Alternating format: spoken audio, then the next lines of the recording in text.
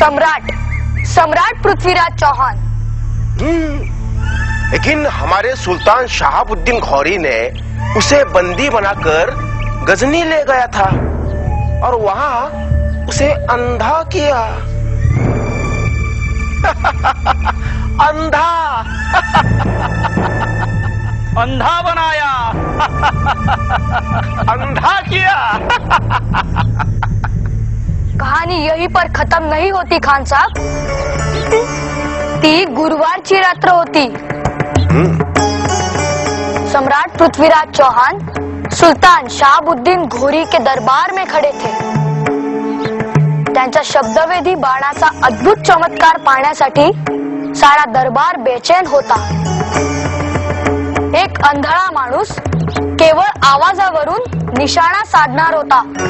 खूप भीड होती।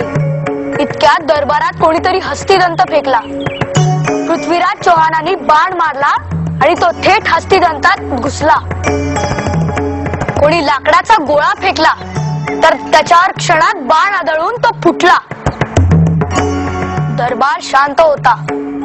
नकळत सुलतान घोरी वावा म्हणाला आणि दुसऱ्या क्षणी त्याच्या टाळूतून एक बाण आरपार गेला। सुलतान संपला। खान साहेब हिंदू राजाला आंधळा केला तरी त्याचा पराक्रम आंधळा झाला नाही। शंभूराजे,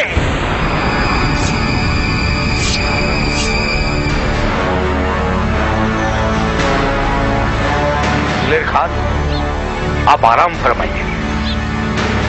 मिर्जा राजे, कैसी कहानी बता रहा है ये बच्चा?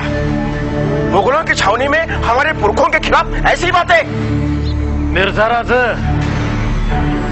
त्यासनी म्हणावं ह्यो इतिहास आहे। लई आवाज चढवू नका। नेताजी म्हणतात मला। वरला राजा ह्यो आमचा।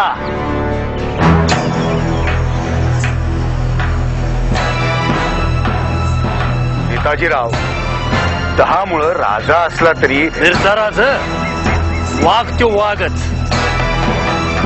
जंगलात बी वाघच आणि पिंजऱ्यात अडकला तरी बी वाघच।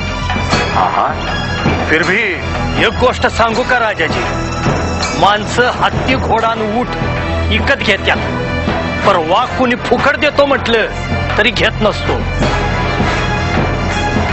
तुम्ही तो घेतलाय नव? मग आता पाळून दावा